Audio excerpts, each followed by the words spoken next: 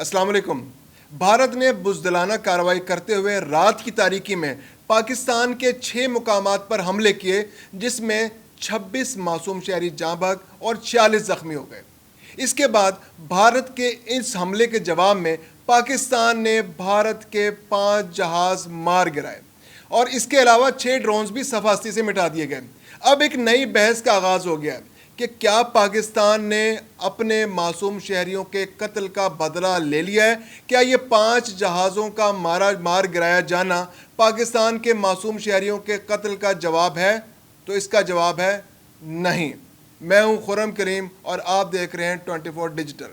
بھارت کے حملوں کے بعد کی صورتحال کا جائزہ لینے کے لیے آج پاکستان میں اجلاس ہوئے۔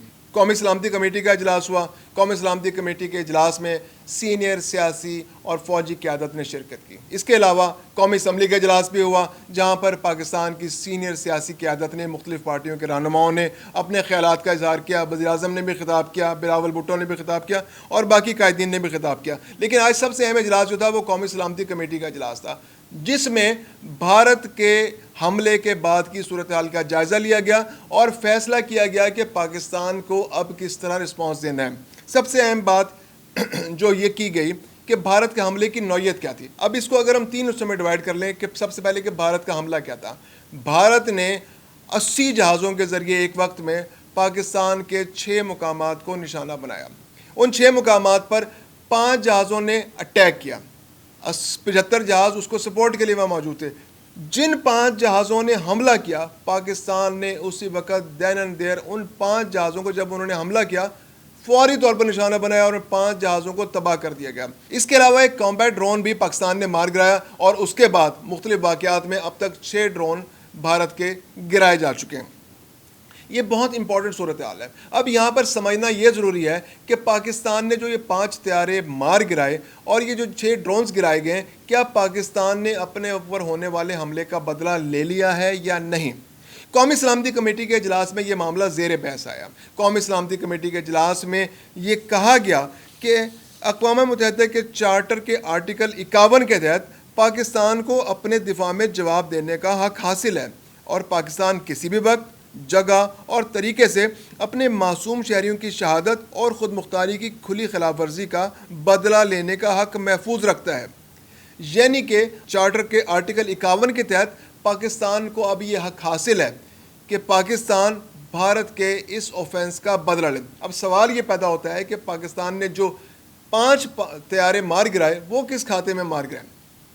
ہوتا یہ ہے کہ جب کوئی ملک حملہ کرتا ہے کسی دوسرے ملک پر تو اس کا دفاع کرنا تو حق حاصل ہے نا، وہ اس کو پرومپٹ ری ایکشن تو کچھ نہ کچھ دینا ہے دفاع کرنے والے ملک نے۔ بھارت نے جب حملہ کیا تو پاکستان کو اس کا دفاع ہر صورت میں کرنا تھا۔ اس دفاع کے دوران بھارت کے 5 طیارے اس ری ایکشن کی صورت میں مار گرائے گئے۔ لیکن جو اوفینس بھارت نے کیا، پاکستان کے 26 شہریوں کو جاں بحق کیا، 46 شہریوں کو زخمی کیا، اس کے علاوہ پاکستان کے املاک کو نقصان پہنچایا، پاکستان کے شہری علاقوں میں حملہ کیا، پاکستان کی سوورینٹی کو چیلنج کیا، پاکستان کی خود مختاری پر حملہ کیا، پاکستان کے مختلف علاقوں میں امن و امان کی صورتحال پیدا کر دی، پاکستان اور بھارت اور خطے کے اندر ایک ایٹامک وار کے لیے راہ ہموار کر دی، تو یہ ایک ایسی صورتحال ہے کہ پاکستان کو اس کا بدلہ ہر صورت لینا ہے۔ اور پاکستان کی قومی سلامتی کمیٹی کے اجلاس میں اس بات پر یکسوئی پائی گئی کہ پاکستان اقوام متحدہ کے آرٹیکل 51 کے تحت جو اختیار اور حق اس کا حاصل ہے وہ اس کا ضرور استعمال کرے گا۔ اب اس کا فیصلہ اب قومی سلامتی کمیٹی نے اس کا اختیار پاکستان کی فوجی قیادت کو دے دیا ہے۔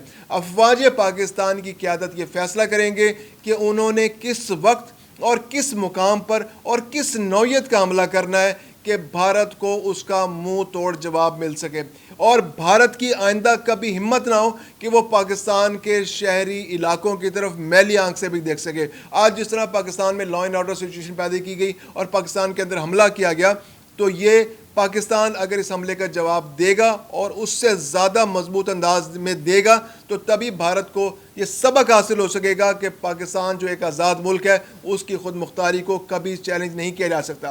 دوسری جانب اجیت ڈوول، جس نے اس پورے خطے کے امن کو خطرے میں ڈال رکھا ہے، جو مودی کے سب سے بڑے ایڈوائزر ہیں اور بھارت کے اندر انتہا پسندی اور ہندوتوا کو پروان چڑھانے کے لیے ان کا سب سے زیادہ کردار ہے، اور آج پاکستان اور بھارت کے درمیان جو تعلقاتی خرابی ہے، جو بلوچستان کے اندر BLA کی تحریک چل رہی ہے، اس کے علاوہ مختلف مواقع پر پاکستان کے اندر جو مختلف شر پسند ہیں، ان کے پیچھے جو سب سے بڑا ہاتھ ہے وہ اجیت دول کا ہاتھ ہے۔ اجیت دول بھی اب گیدڑ بھپکیاں مارنے پہ آ گئے۔ آج جس طرح بھارتی فوج کو سبکی کا سامنا کرنا پڑا ہے اور پاکستان نے اپنے پرومپٹ ری ایکشن میں 5 ہتھیاروں کو مار گرایا ہے، تو یہ دھول چاٹنے کے مترادف ہے۔ اب وہ اپنے زخموں کو چاٹتے پھر رہے ہیں۔ اب اجیت دول صاحب فرما رہے ہیں کہ اگر پاکستان نے مزید حملہ کیا، یعنی کہ اپنے اوپر حملہ ہونے والے حملے کا کسی بھی طرح بدلہ لیا، تو پھر صورتحال بہت کشیدہ ہو جائے گی۔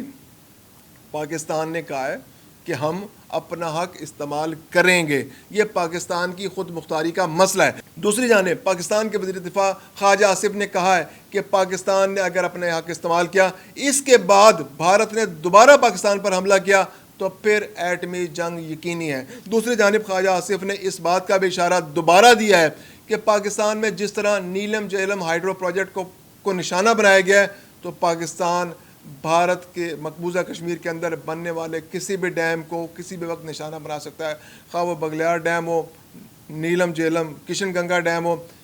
خواجہ آصف نے نام تو نہیں لیے ان ڈیمز کے، لیکن اشارہ اسی جانب تھا کہ پاکستان کسی بھی مناسب وقت پر ان کو بھی نشانہ بنا سکتا ہے، کیونکہ بھارت نے خود یہ چیپٹر اوپن کیا ہے، اس باب کو اس نے خود کھولا ہے پاکستان کے نیلم جہلم پروجیکٹ پر حملہ کر کے۔ یہ عمومی طور پر جنگوں کے درمیان واٹر ریزروائرز پر یا ہائیڈرو پاور پروجیکٹس کو حملے کا نشانہ نہیں بنایا جاتا، اور بھارت نے انٹرنیشنل نارمز کے خلاف جاتے ہوئے یہ حرکت کی ہے۔ تو پاکستان اور بھارت کے حوالے سے جو کشیدہ صورتحال ہے، اس پر مزید اپڈیٹس کے لیے دیکھتے رہیے 24 ڈیجیٹل۔